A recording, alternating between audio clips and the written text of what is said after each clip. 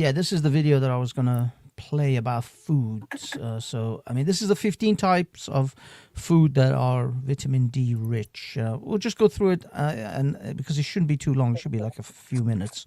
This portion of it, the whole video is 30 minutes, but this portion is just the food.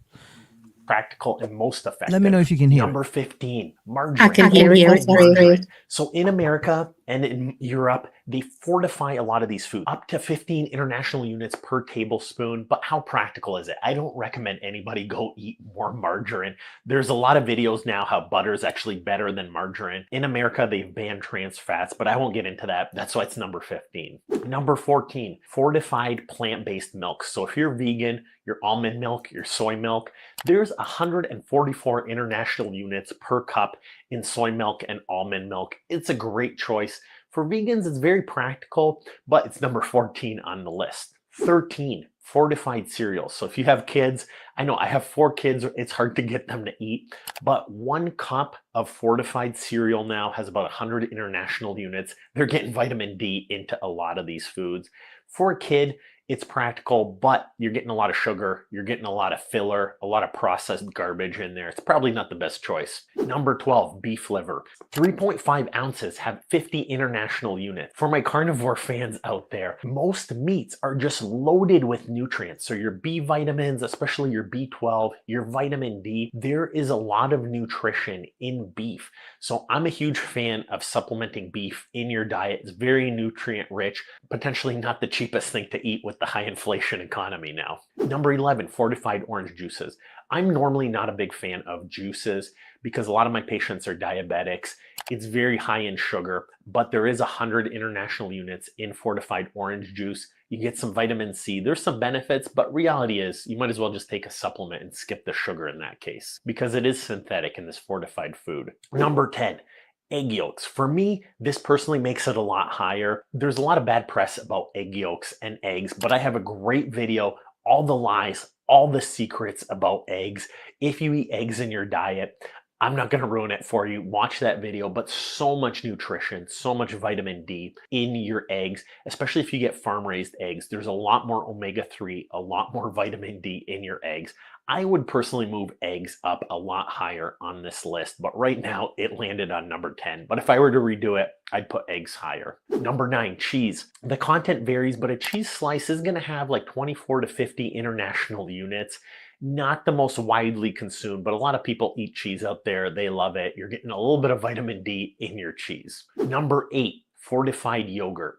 Vitamin D in yogurt is about 80 to 100 international units. I love feeding my kids yogurt, especially high-fat Greek yogurts. For my younger kids, I fill them up. I have pouches. They love eating it. They get their protein. They get a lot of vitamins in it.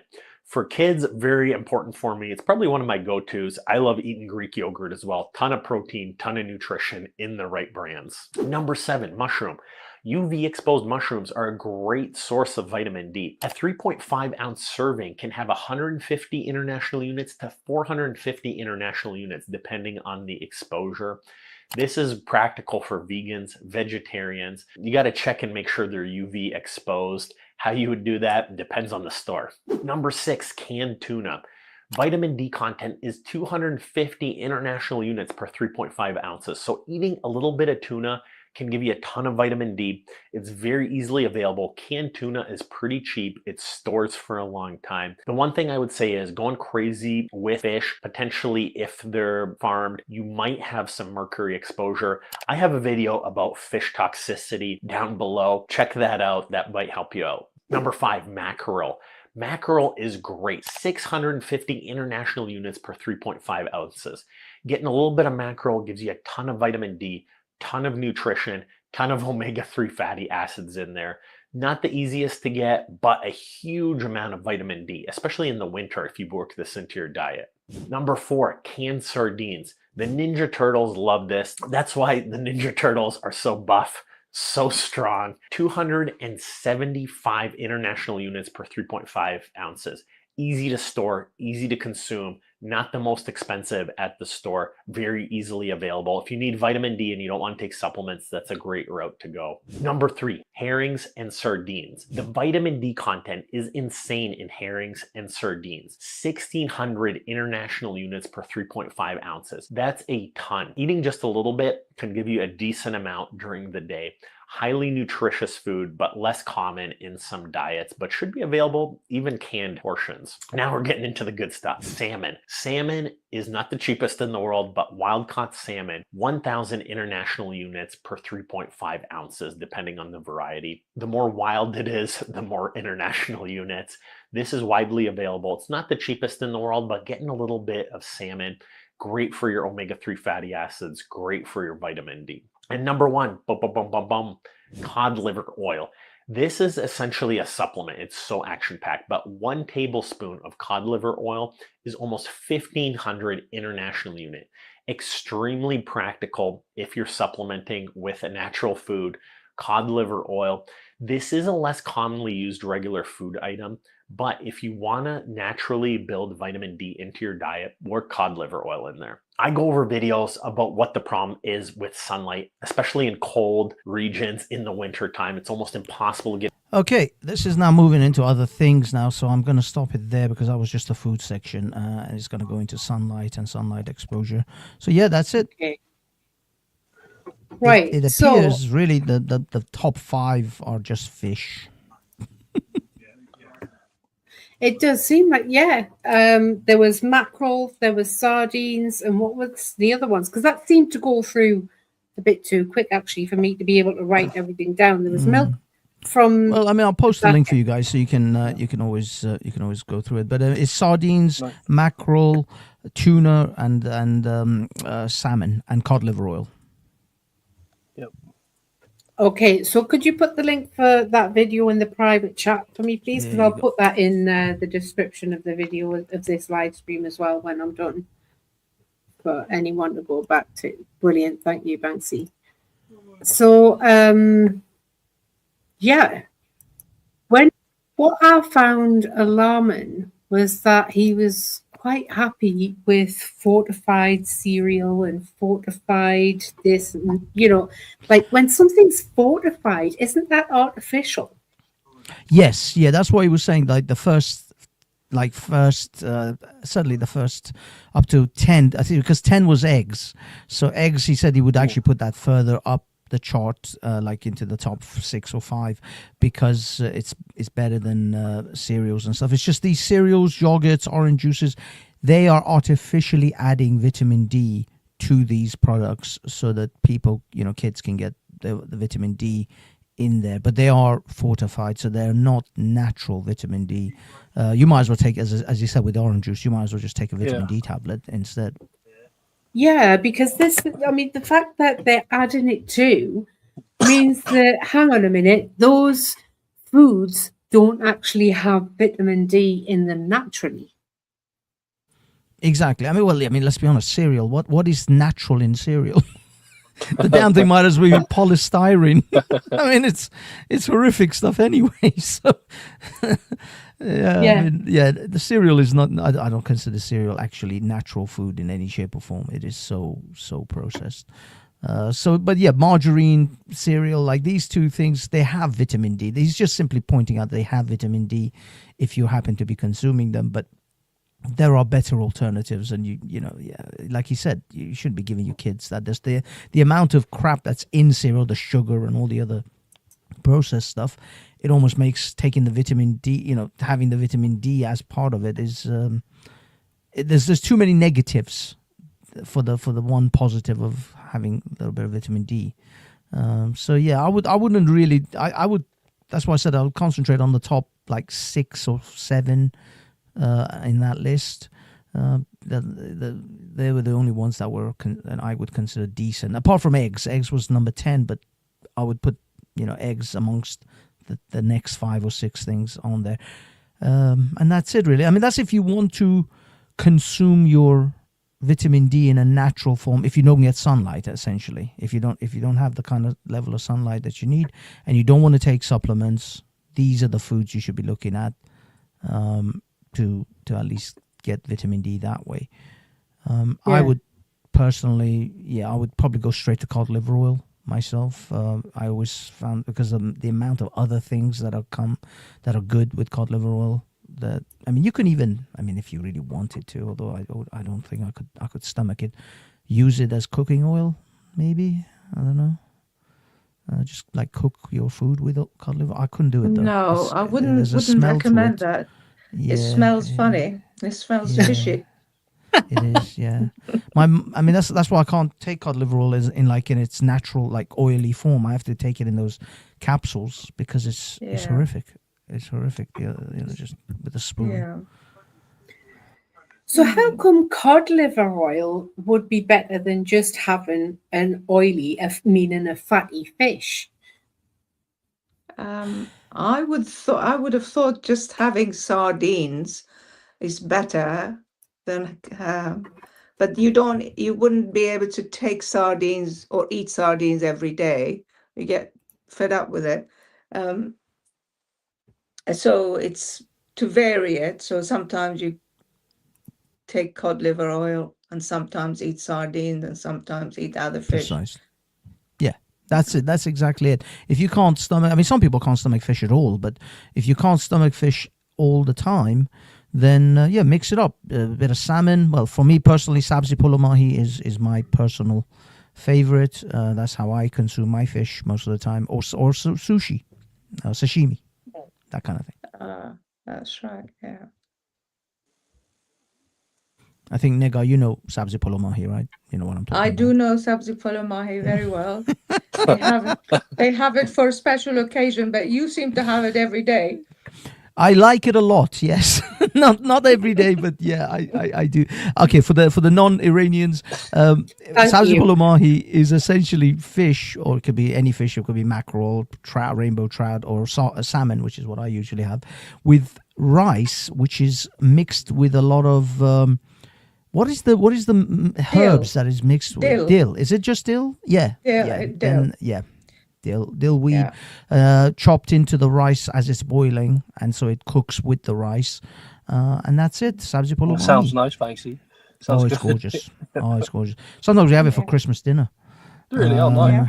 Yeah, my mum sometimes does like sabzi polo mahi and a turkey, and so we have like the English and the Iranian put together, because in Iranian culture, sabzi polo mahi is ate at the last day. Is it the last day of New Year, or is it? It's one of the days. I thought it was a Nowruz dish. You have it on Nowruz Day. Yes, that's what I meant. Nowruz, which is the New Year, which is the Iranian it's New the Year. first day of the year. Yes. That's it. That's it. Yeah, we have it for our first day of the Nowruz, which is 21st of March. But my mum, for a long time, we've been sort of having it at Christmas as well. It's become part of our Christmas thing. We've Iranianified the Christmas. And why not? Yes. Yeah. It's dill, which is not easy to get hold of. You use mainly, or people used the dry herb rather than the fresh. The fresh would be better. Perhaps you can get it in London, but I don't think I can find it in Somerset, the fresh stuff. You can get it in supermarkets. Yeah, I can get it. I can get it in Sainsbury's and Asda's and stuff around here. Yeah, perhaps not in Asda. I've looked for it, but not dill. I can get parsley and coriander, but not other things, basil, fresh, but not dill. Not in Somerset, at least. That's what I'm thinking, because my Asda has become very, shall we say, international. International, yeah, because I can find somog in my Asda now. These are things that for decades I could never even. Banksy, what's that? What's Somac? Actually, Jamie Oliver, believe it or not, uses Somac a lot. They call it Somac, or he pronounces it Somac. It's actually Somog is the actual pronunciation, but it is it comes from a root, isn't that right, Negar? No, it's a seed of a tree, and it grows quite wild in Somerset, but you have to collect it yourself and dry it and then crush it, powder it, to be able to have it. Okay. Yeah, but it's all very processed good for you. when you buy it, Somog. Yes. It's sharp. It's like it's a different sharpness than lemons or lime juice. It's a class, Right. and it's Mhm. red. It's slightly red in color.